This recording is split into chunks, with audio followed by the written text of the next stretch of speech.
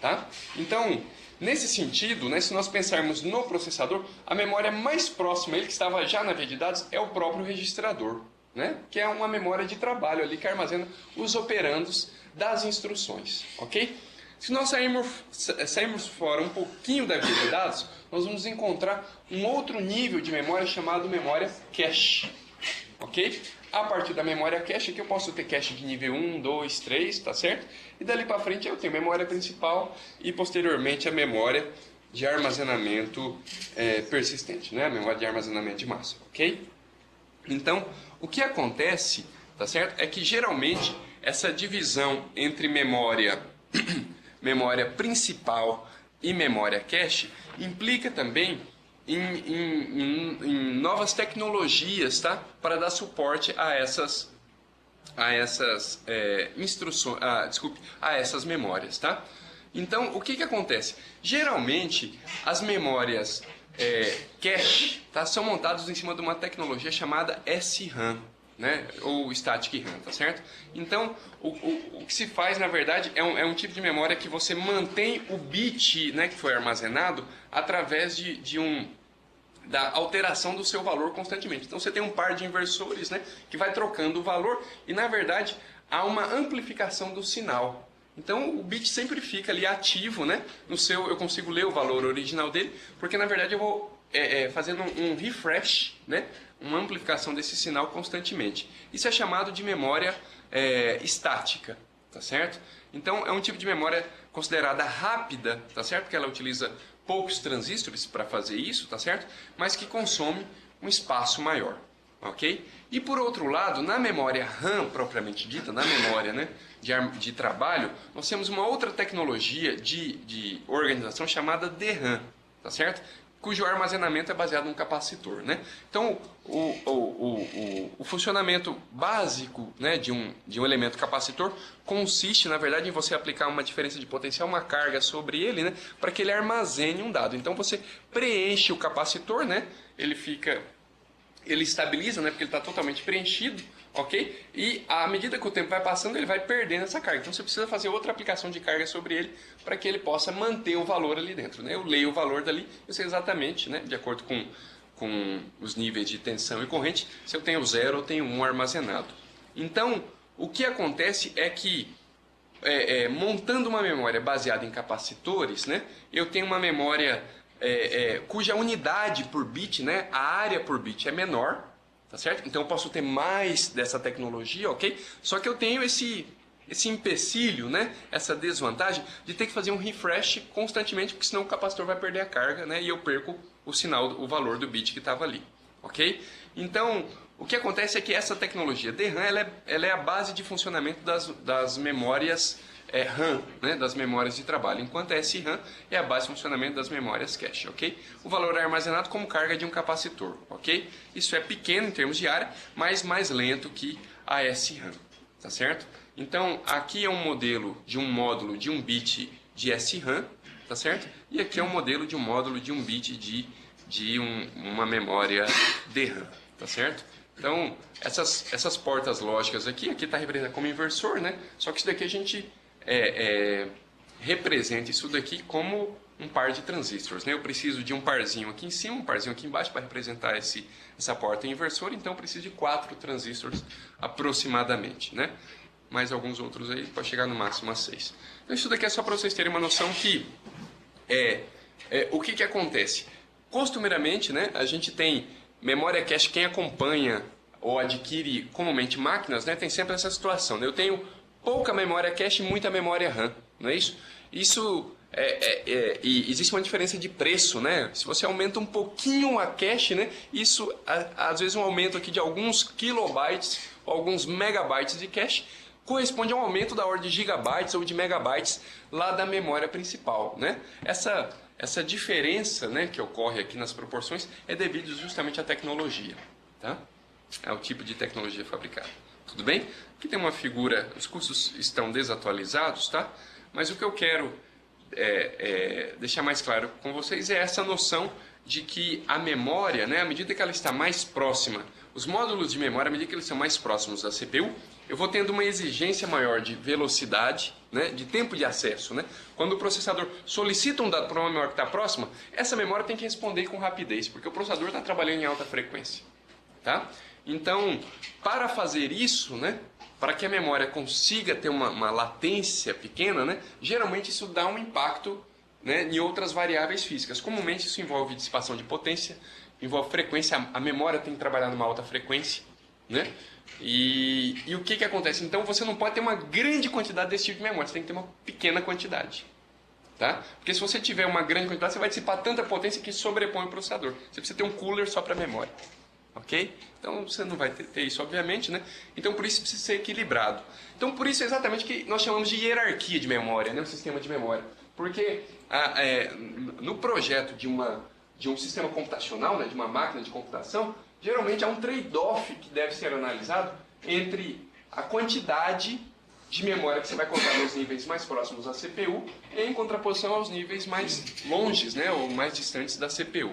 Ok? O que acontece também, pessoal, é que à medida que a gente vai nessa hierarquia, nessa pirâmide, né, à medida que a gente vai se afastando da CPU, a gente tem mais disponibilidade de memória, e à medida que a gente vai se aproximando da CPU, a gente vai aumentando o custo por bit. Né? Então por isso que tem esse trade-off. Né? Eu tenho que ter uma quantidade boa de memória, mas ao mesmo tempo eu não posso aumentar muito o custo. Né? Eu estou já levando em consideração aqui questões mercadológicas, né? Que isso obviamente impacta em máquinas, ok? E tem também uma outra variável que é a velocidade, né? Essa velocidade, eu não gosto muito de tratar esse termo velocidade porque ele é muito abstrato nesse contexto aqui. Aqui o correto seria dizer tempo de acesso ou latência de acesso, né? O que importa na memória não é velocidade, é latência de acesso. A memória tem que responder para mim rapidamente, ok? Então é latência de acesso. Tudo bem? Eu vou parar um pouquinho de falar sobre memória para falar um pouquinho sobre organização do programa na memória, tá? Isso tem a ver com dois princípios que nós chamamos de princípios de localidades, né? São chamados localidade espacial e localidade temporal. Os nossos programas, né? Pela maneira como a gente constrói, como os recursos de programação nos são fornecidos, né? As ferramentas de programação nos fornecem, os nossos programas são construídos geralmente seguindo esses dois princípios. Tá? O que acontece? Quando eu tenho um trecho do meu programa onde não há laços, né, vocês sabem muito bem que a gente coloca um dado após o outro, né, um comando após o outro, isso vai, vocês sabem, virar uma instrução e vai ser executado uma após a outra. Tá certo?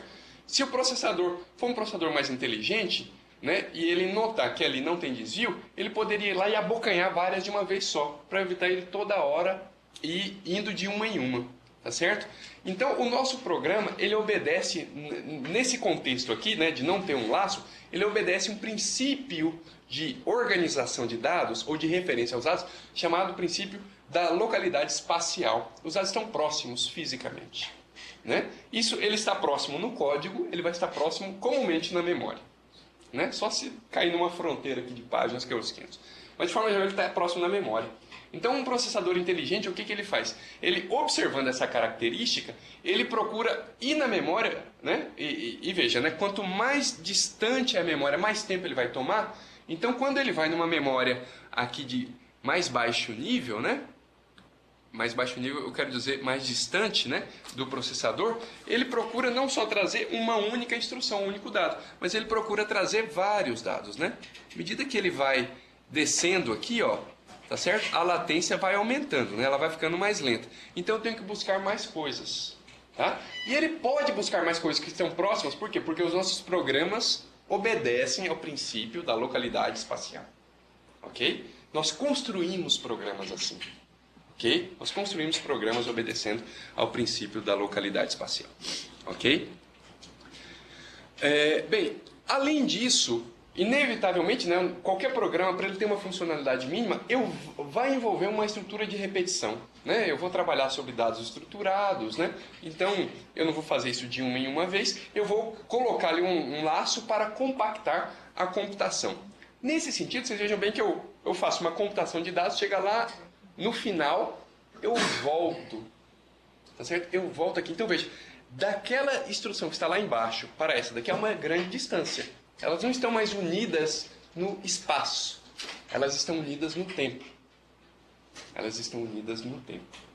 Tá certo? E você veja que eu vou executando esse trecho aqui, ó, inúmeras vezes, tal qual o tamanho aqui, o limite do meu laço, né? Ou da minha interação. Então, nesse caso, pessoal, quando nós incluímos estruturas de controle no nosso código, nós estamos trabalhando já com outro princípio de localidade, chamado localidade temporal.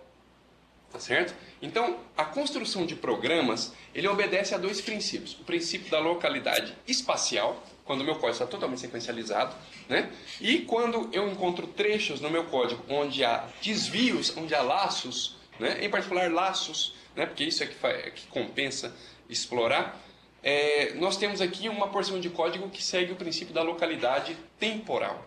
Okay? As instruções do início do laço para o fim do laço aqui estão a vários bytes de distância, né? Na memória. Ok? Mas uma executa depois da outra. Uma executa depois da outra por causa da lógica de controle, né, do meu programa. Ok? Então, isso daqui é interessante porque a ideia de você ter um sistema de memória, ela vai ao encontro desses dois princípios de localidade. Vocês vão ver que em vários momentos aqui a gente vai projetar a memória, mesmo a memória que fica perto do processador, a memória cache, para que ela armazene vários dados que exploram localidade espacial. Tá certo? Então eu posso fazer com que a minha cache, ao invés de ela armazenar uma instruçãozinha por linha, ou um dado por linha, ela armazene vários, e esses vários aqui estão na sequência lá na memória, né, que corresponde à minha sequência de código. Ok? Então, isso acontece realmente, tá? É isso que eu falei aqui. Existe a tendência de referenciar novamente no futuro, localidade temporal. Os itens próximos, né, no espaço são chamados de localidade espacial. Ok? Bom, então, dito isto, eu quero comentar com vocês agora como é que nós tratamos essa questão do acesso à memória. Tá? Então, na perspectiva do processador, pessoal, o processador acessa a memória para buscar ou um dado ou uma instrução. Tudo bem? Ou um dado ou uma instrução. Tá certo? Agora, quando nós trabalhamos, agora na perspectiva da memória, imaginem a memória, tá certo? Deixa eu tentar ir um pouquinho mais para frente aqui para tentar mostrar mais claramente para vocês. Na perspectiva, isso daqui, ó, é o formato de um endereço, pode ser também o formato de uma instrução. Eu vou dar esse detalhamento para vocês mais à frente um pouquinho. Tá? Isso daqui é um endereço, pode ser um endereço de uma instrução ou um endereço de um dado. Tá? É um endereço. Ok?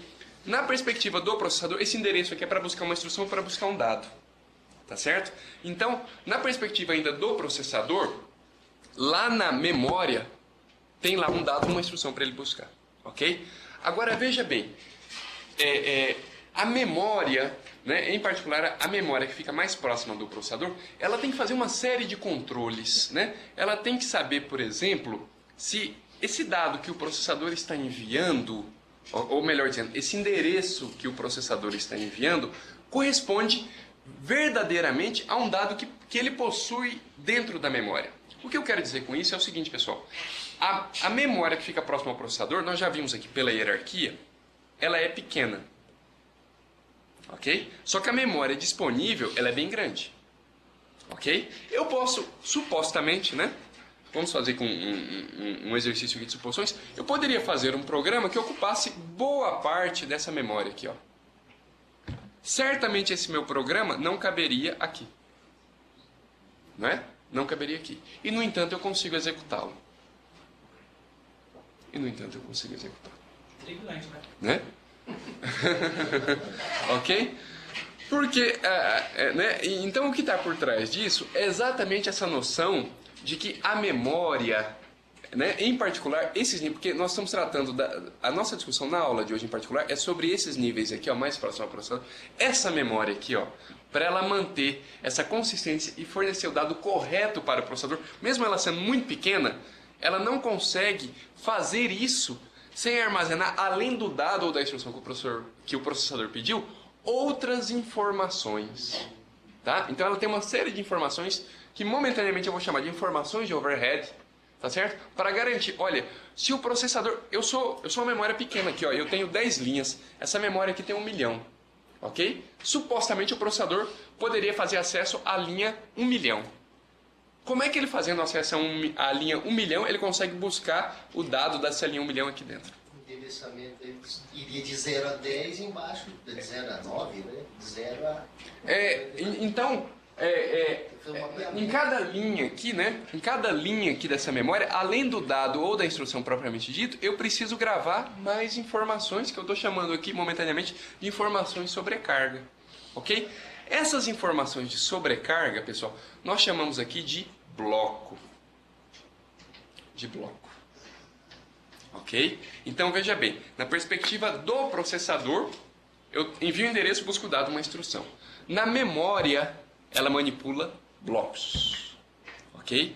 Ela manipula blocos. Tá certo? Isso é muito importante, porque num primeiro momento a gente se confunde blocos com linhas. Tá?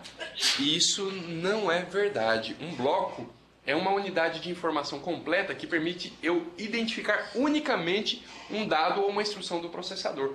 Eu posso ter vários blocos numa mesma linha. Eu posso ter vários blocos numa mesma linha. Por linha, o senhor está falando o quê, professor? Linha física. Linha física aqui, esse segmento aqui. Ó. Isso daqui. Isso daqui é uma linha. Ah, tá, entendi. Ok? Isso daqui é outra linha, isso daqui é outra linha, isso daqui é outra linha. Quer ver? Deixa eu mostrar para vocês aqui, ó. Aqui vocês têm, nesse desenho aqui, ó, isso daqui é uma memóriazinha, tá? Aqui é outra memóriazinha e aqui é outra. São 3 organizações distintas, ok? Aqui vocês estão olhando tem 7 linhas, não é? Aqui vocês estão olhando tem 4 linhas, aqui 2 linhas, não é? Todas essas 3 memórias aqui armazenam a mesma quantidade de informação. Ok? Porque nessa daqui que tem 8 linhas, ele está armazenando um bloco por linha. Aqui tem 4, ele está armazenando 2 blocos, tá vendo? Ó? Olha aqui, ó. Isso é um bloco. Tá? Não se preocupe, porque é um bloco que eu vou detalhar para vocês. Só quero que vocês tenham uma noção de que na perspectiva da memória, não há o conceito de armazenar instrução, entendeu? De armazenar dado, ok? Para a memória tudo é dado, ok? E dado é um campo da memória, tá entendendo? O que a memória trata, a memória desse nível aqui, tá? Próximo ao processador, ela trata de blocos, ok? Quando o processador acessa essa memória pequenininha, né? Voltando aqui. Quando o processador acessa essa pequena memória aqui, que está próxima a ele, buscando uma informação, vai ser comum, extremamente comum, ele chegar aqui, essa informação não está aqui. Porque eu acabei de carregar o programa, a informação está aqui embaixo. Tá certo? Então, essa memória pequena, por assim dizer, o processador fica lá parado, esperando pelo dado, outro stall, entendeu? Agora está aparecendo outros stalls aqui, o processador fica stalled, fica congelado, e o controlador de memória vai atrás do dado que o processador pediu, ok? Esse dado vai estar aqui, tá certo?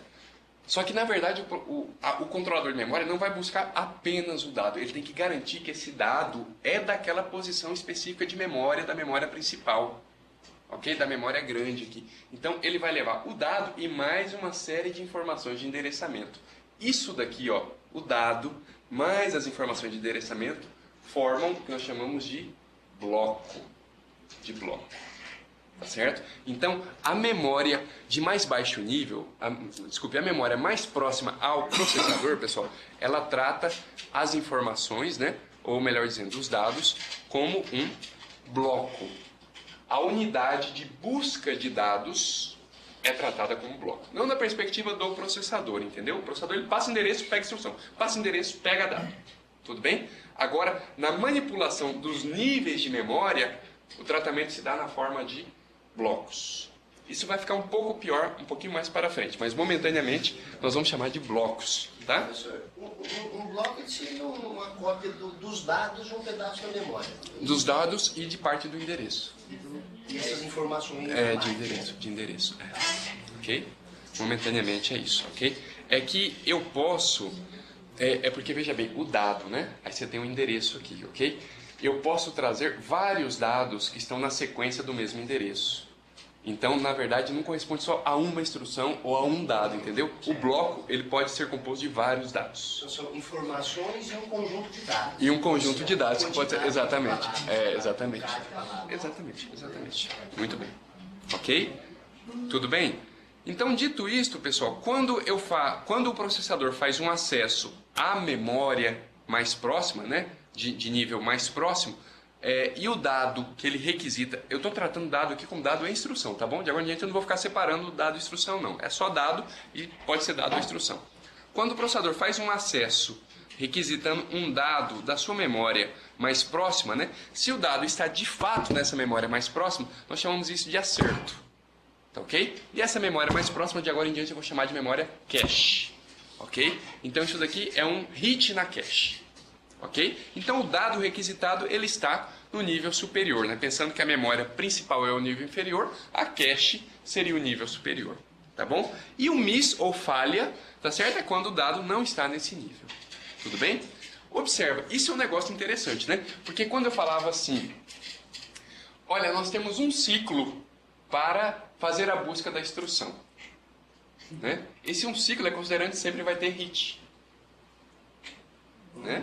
Considerando que sempre vai ter hit, ok? Aí eu falar para vocês, agora o load vai executar lá, ou o store vai executar lá, tá certo? Na memória de dados, e aí ele gasta um ciclo também para fazer acesso à memória de dados. Esse um ciclo é considerando que vai ocorrer o hit, mas isso não é o caso, como eu falei para vocês. Eu não vou dizer comum, porque depois isso vira comum, mas isso não é o caso verdadeiro, tá? Isso vão ocorrer misses, inevitavelmente, sempre. Todo o programa que você executar vai ter misses, tá? Vão ocorrer falhas, né? Em particular nas primeiras instruções. Na hora que o processador começar a executar as instruções de um laço, aí começa a ter hit, né? Porque o que acontece? Ele passa a primeira vez pelo laço buscando as instruções. Daqui a pouco ele volta pela localidade temporal. Essas instruções já foram buscadas. São todas na cache de novo. Então quando ele tentar acessar de novo, vai ter o hit, ok? Então, inevitavelmente, acontecerão os misses, né? E os misses implicam em penalidades, né? Toda vez que ocorre uma falha, significa o seguinte, o processador precisa daquele dado. Ele não vai continuar o processamento sem aquele dado, porque aquele dado, inclusive, é uma instrução. Pode ser uma instrução, ok? Pode ser o meio da execução da instrução, pode ser o dado de um load. Não tem como ele continuar sem parar, né? sem aquele dado. Então o processador congela e espera aquele dado chegar. Aquele dado está em algum local na hierarquia de memória. Pode estar no próximo nível de cache, pode estar na memória RAM, pode estar no disco. Pode estar no disco, né? Então, o que acontece, pessoal? Quando... Eu já vou contar aqui para vocês de uma maneira bem atualizada como é que isso acontece. Enquanto o processador tiver... melhor dizendo, né? Na hora que ocorre o miss, né? Aqui, o processador foi na cache, né? Enviou o dado, o controlador da cache olhou, não tem esse dado, ele devolve um miss. Ok? O que o processador faz? Ele começa a gerar bolhas. Ele gera bolhas. Tá certo? Por quê? Porque, a princípio, esse dado pode vir em alguns ciclos, porque pode estar nos níveis próximos aqui. Ok? Então, ele vai procurando os próximos níveis, né? Isso vai até a memória principal, de forma geral. Tá? Ele procura até a memória principal e traz o dado. A situação é que, mesmo indo na memória principal, pode não ter o dado. Ok? Então, quando acontece essa situação, isso daí é uma falha de página. Ok? Aí o negócio complicou. Complicou muito. Porque o que acontece? Nessa situação onde o processador iniciou a busca de um dado, o dado não estava na cache. O controlador da cache assume daí em diante a busca desse dado, né? E vai até a memória principal. O dado não está na memória principal. O dado está lá no disco. Tá certo? Então, quando o dado não está na memória principal, o que acontece? Eu vou ter que ir no disco, inevitavelmente. Só que quem vai no disco não é o meu programa. O programa não sabe ir no disco. Ok? Então, agora o SO entra. Então, isso gera uma exceção. Isso gera uma exceção dentro do processador. Entendeu? Veja que é um outro tipo de exceção agora. Não tem a ver com a instrução. Né? Tem a ver com o fato do dado não estar na memória principal. Gera uma exceção. A instrução, o programa sai dali, vai para o estado de parado, né? E agora entra um manipulador nesse caso aqui, um procedimento do SO, né? Que vai buscar o dado do disco direto para a memória principal.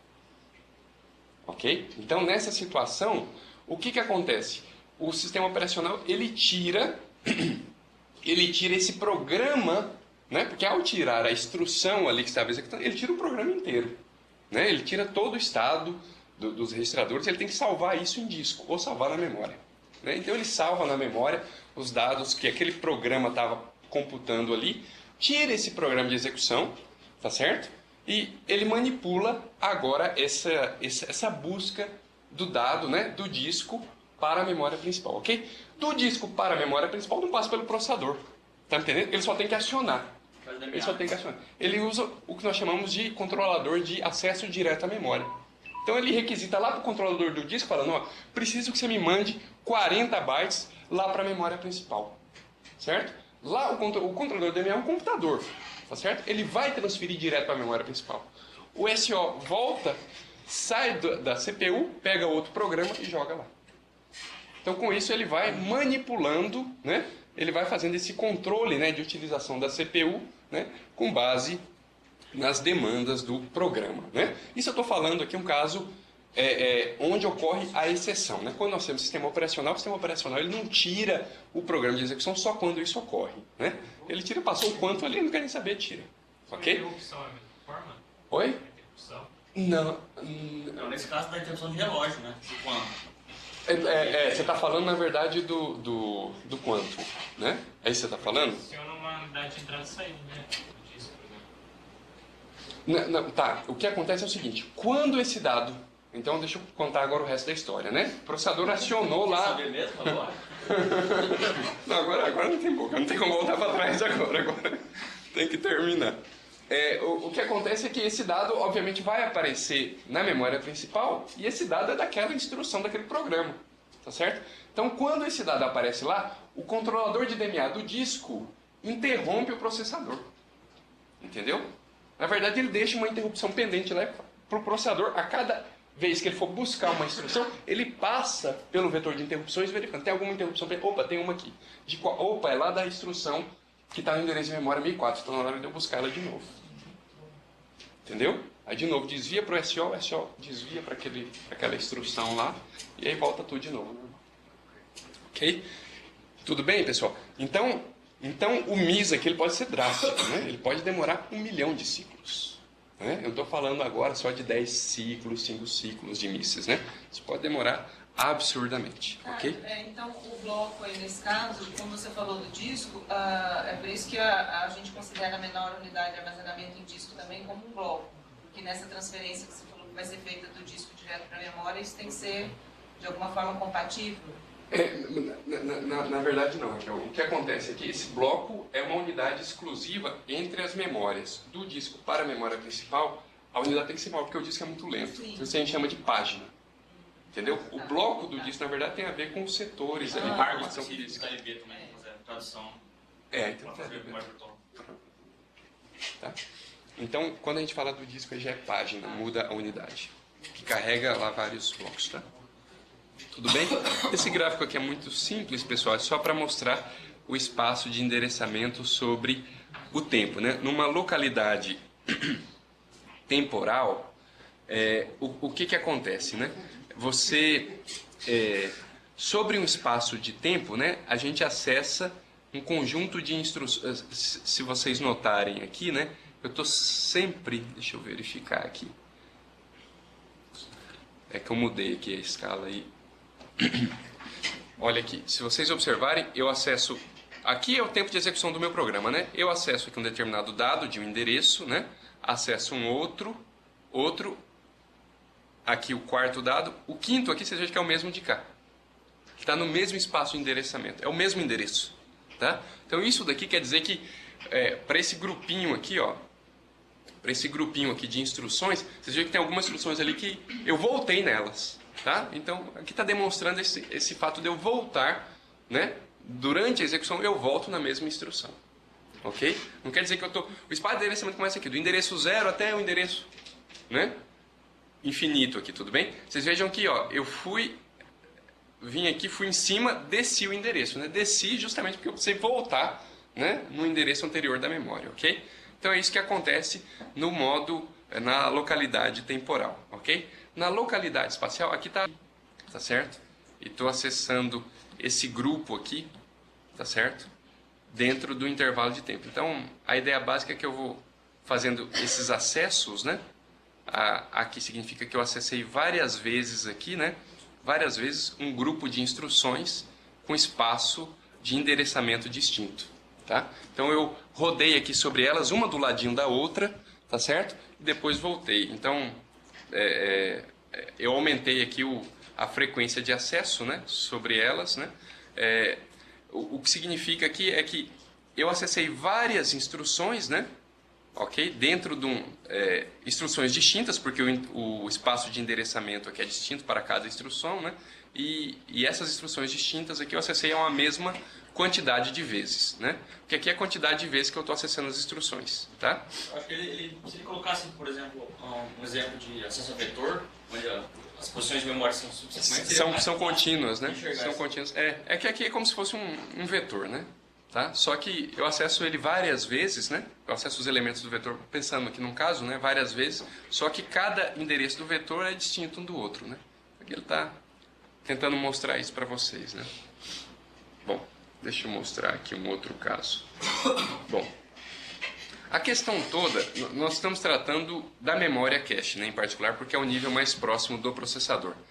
A questão toda envolvendo memória cache é como saber se um determinado dado, né, dado aqui da distribuição, ele está ou não na cache. Você já sabe muito bem, pela figura aqui que eu demonstrei, né, que a memória cache ela é bem menor do que a memória principal e possivelmente bem menor do que o programa, né, que eu estou executando. Né, toda a área ocupada pelo meu programa. Então a questão toda é como saber se um dado está na cache e se ele estiver lá, como de fato encontrá-lo, tá certo? Então nós temos algumas estratégias de organização dos dados na cache. A primeira estratégia mais simples é chamada estratégia de mapeamento direto, tá? Nessa estratégia de mapeamento direto, nós temos aqui, olha, cada dado, tá certo? Ele ocupa uma única linha aqui, ó, tá certo? Cada dado do meu programa, seja dado ou instrução, ele ocupa, é como se a gente estivesse vendo aqui a memória cache deitada, tá certo? Então aqui é a cache, tá certo? Aqui nós temos a memória cache, ok? E aqui embaixo a memória principal. A memória principal é sempre bem maior, ok? Memória cache é menor. Então o que está acontecendo aqui, pessoal? Como a memória cache é menor, inevitavelmente eu vou ter essa situação. Vários dados distintos, né? Vamos pegar este caso aqui, ó, tá? Este dado é distinto desse porque eles estão em endereços diferentes da memória principal. Só que eles são mapeados para o mesmo endereço na cache. Ok? E isso é, como eu disse, inevitável porque a cache é menor. Né? E, veja, eles não estão lá simultaneamente, né? Na hora que um entra, o outro sai. Ok? Tudo bem? Então a grande questão é como garantir. Imagine que o processador ele quer este dado aqui, ó, o 00101. Ele quer este dado, o dado correspondente a este endereço. Tá certo? Vocês sabem muito bem pela figura aqui que este dado, quando ele estiver na cache, ele vai ocupar esta posição. Ok? Mas como garantir que o dado que está aqui é esse e não esse outro? Tá certo? E não esse outro aqui ou os demais. Você tem o endereço que você quer, você vai ter que olhar na cache e aquele endereço é aquela mesmo. Mas o que acontece é o seguinte, a cache ela só tem 8 linhas. Não é isso? A memória é bem maior, ok? E por isso ela utiliza mais bits aqui, ela utiliza 5 bits, enquanto a memória utiliza apenas 3. Ok? Então veja bem, pessoal, o processador ele precisa só de 3 bits para acessar qualquer endereço. Tá certo? Então, o que acontece na prática é o seguinte, tá? O processador, ele vai fazer o acesso apenas usando os 3 bits aqui, tá certo? Apenas usando esses 3 bits, tá? Aqui, ó, que são necessários, tá? Esses 3 bits aqui vão mapear, como vocês já sabem, né, para essa posição. Ok? Esses 2 bits aqui, ó, vejam que quando você olha visualmente aqui, ó, quando você olha para esses 4 dados aqui, né, esses que estão de laranja aqui, ok? Você observa que o que diferencia um do outro são esses 2 bits mais significativos, tá certo? Esses 2 bits mais significativos são chamados de tag e eles são colocados lá na memória cache. Então, minha gente, olha só, como é que o processador sabe? Como é que o processador sabe, tá? que o que tem aqui dentro corresponde ao 00101. Como é que não é o 01101? Ele sabe disso porque aqui, olha, além do dado, tá certo? Além do dado, ok? Então vai ter uma parte aqui da linha, né, que armazena o dado.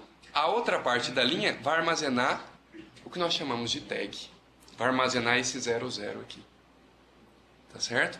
Então, quando o processador fizer o acesso à memória cache, ele vai levar lá esse 101 e o 00.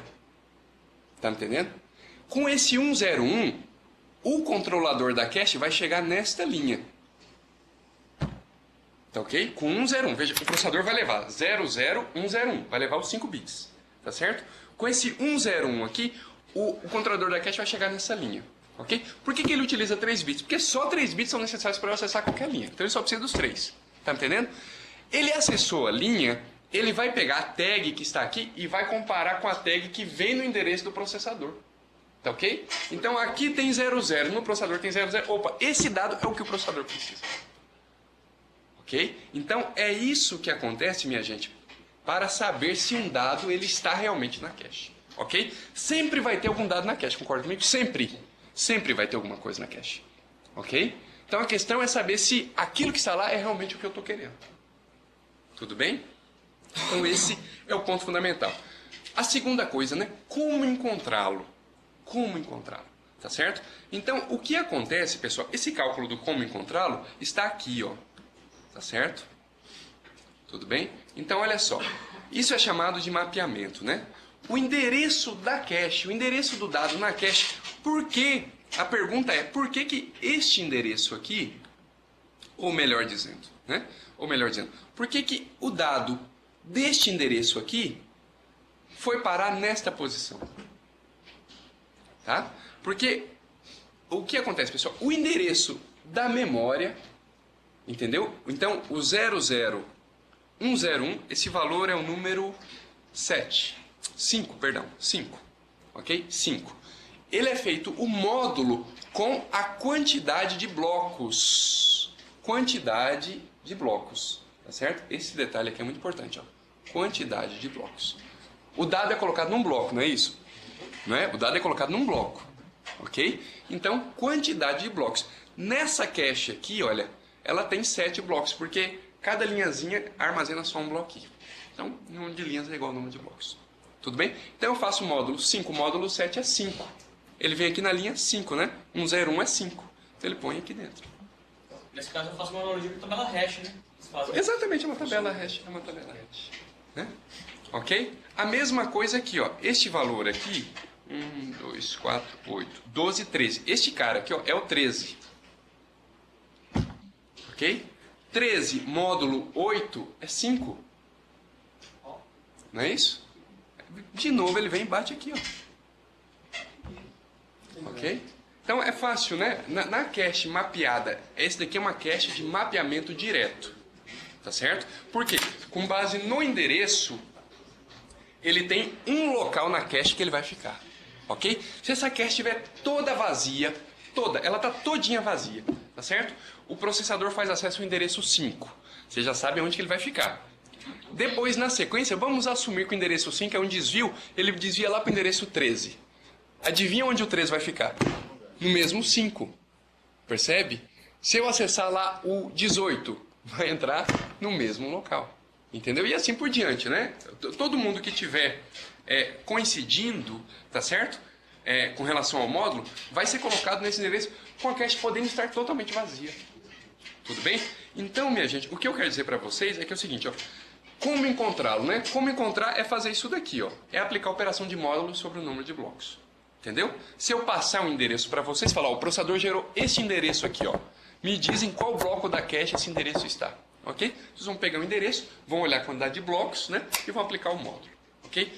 Isso na cache de mapeamento direto. Cache de mapeamento direto é uma característica fundamental. Um dado só ocupa um e somente um bloco. Ok? Ele não muda de blocos, não tem essa possibilidade. Ok? Como eu disse para vocês, a cache pode estar totalmente vazia E se eu tiver um azar de acessar vários endereços ali que conflitam para o mesmo bloco, eu vou tirar um, vou acessar, vou colocar, tirar um, colocar outro, tirar um, colocar outro.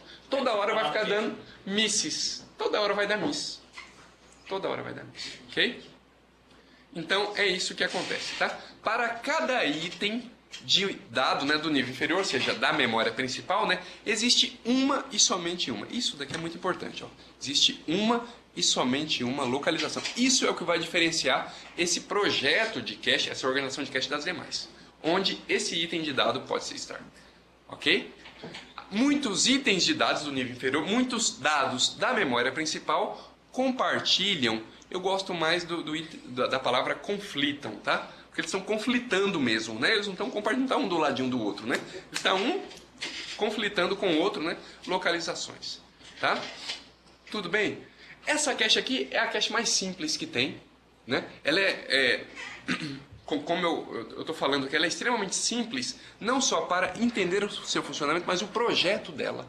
Em termos de área de hardware, é o tipo de cache mais, vamos dizer assim, mais que tenha a menor área possível.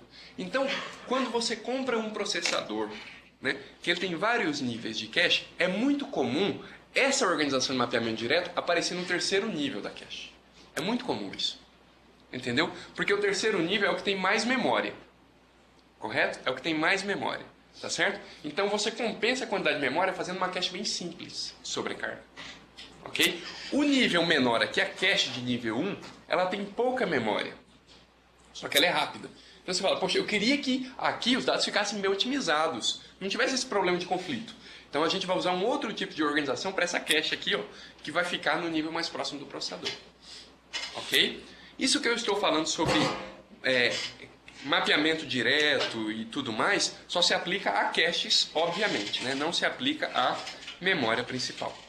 Ok? O desenho básico, pessoal, de um bloco da cache de mapeamento direto é este, ó. Tá? Então, o que nós temos aqui em cada linha, tá? Isso daqui, ó, é exatamente um bloco. Tá? Isso daqui é um bloco. Tá? Um bloco da cache é formado pelo dado, pelo campo tag e pelo bit válido. Tudo bem? Os programas vão entrando e saindo de execução, ok? Vocês já sabem essa historinha, né? O sistema operacional vai e carrega o programa, né? E até agora eu comentei com vocês que ele carrega o programa, né? Seta o PC para o endereço inicial e sai fora, né? Ele não faz só isso não, hein? Quando ele seta aqui, ele vem na cache e invalida toda a cache. Ele tem que invalidar, né? Porque senão poderia acontecer a situação de justamente um novo programa que acabou de entrar na CPU vir aqui, ó, tá certo? E bater tag, né? Dado não vai bater porque ele busca, né? Mas bater a tag, o bit válido tá 1, ele busca um dado que é de outro programa. Ok? Então a cada novo programa o SO vai invalidando os dados aqui da cache. Ele não limpa a cache, né? Ele invalida. Tudo bem? Entenderam, pessoal? Então, olha só, numa cache, por exemplo, se eu tenho uma cache aqui, olha aqui, esse daqui começa a entrar na parte de projeto, né? Essa nossa cache aqui, ó, ela tem 1024 blocos, né? Tá aqui no slide, ok? Quantos bits eu preciso para fazer acesso a cada um desses blocos? 10, né? Muito bem, vocês já viram aqui que é 10, né? Basta eu fazer o log, não é isso? Na base binária de 1024, não é isso? Com 10 bits eu faço acesso a cada um, ok? 10 bits do quê? Do endereço. Do endereço. Então eu preciso... Me dá um endereço, o endereço tem 32 bits, já sabem, ok? Eu preciso só de 10 bits desse endereço para fazer acesso a qualquer bloco dessa cache. Tudo bem? Perfeito. Me sobra 22 bits, ok? Nós não usamos aqui, mas foi mais pelo andamento da disciplina, mas é possível, isso vários conjuntos de instruções me dão acesso, inclusive o MIPS, eu fazer acesso a 1 byte de um dado. Quando a gente sempre usou o load como load word, né? Load word carrega 4 bytes, né? Mas eu posso falar assim, ó, me carrega 1 byte, entendeu? É uma instrução chamada LB. Me carrega 2 bytes, é uma instrução chamada LH, ok?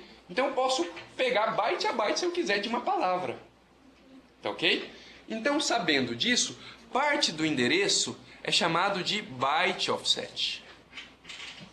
ok? Se a palavra tem 4 bytes e eu posso acessar qualquer byte aqui dentro, eu preciso de 2 bits só. Não é isso? Com 2 bits eu posso acessar o primeiro byte, o segundo, o terceiro ou o quarto. Não é isso? De 0 a 3 aqui.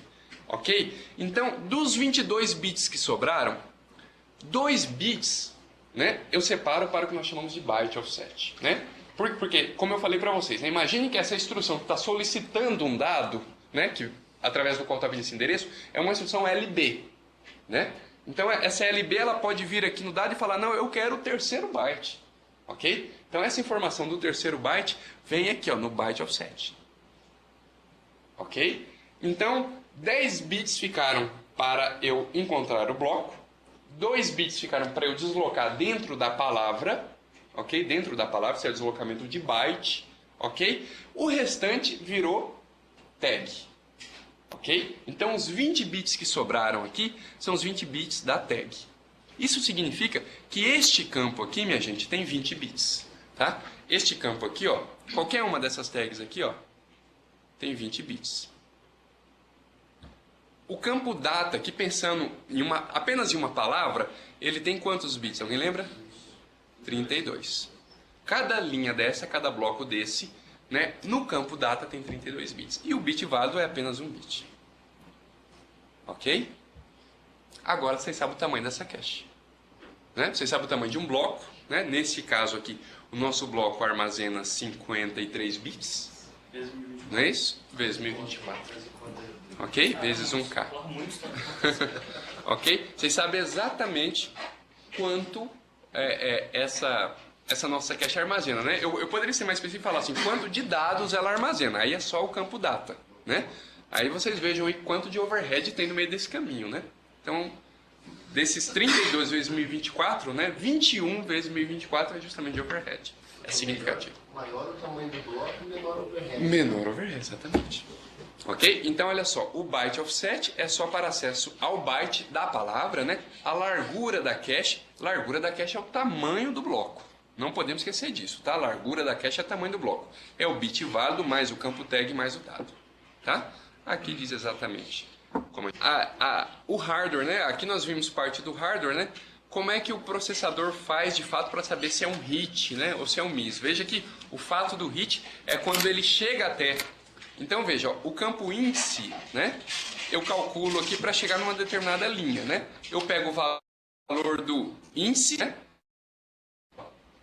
Me dá exatamente a linha que eu quero chegar. Não é isso? Porque eu vou pegar o valor desse campo índice e vou fazer o módulo por 1024, não é isso? Então eu vou chegar exatamente aqui numa determinada linha. Chegando nessa linha, eu vou comparar este campo tag aqui, ó, que veio na instrução, né? Desculpe, no endereço, perdão, com este campo tag que está aqui, ó. Tá certo? Olha lá. Ele compara os dois campos tag. Ok? Se essa comparação for verdadeira e o bit válido for 1, aí eu saio aqui com o valor 1. Não é isso? Se o bit válido aqui for 1, ou seja, eu estou no meu programa. Ok? E a tag do meu endereço é igual a tag que está na cache, significa, olha, esse dado é o que eu estou procurando. Ok? Vai entrar um aqui nessa porta end, a saída é 1. O que significa esse 1 aqui? Hit. Certo? Esse 1 aqui significa hit. Quando sai 0 é miss. Ok? Então, olha lá.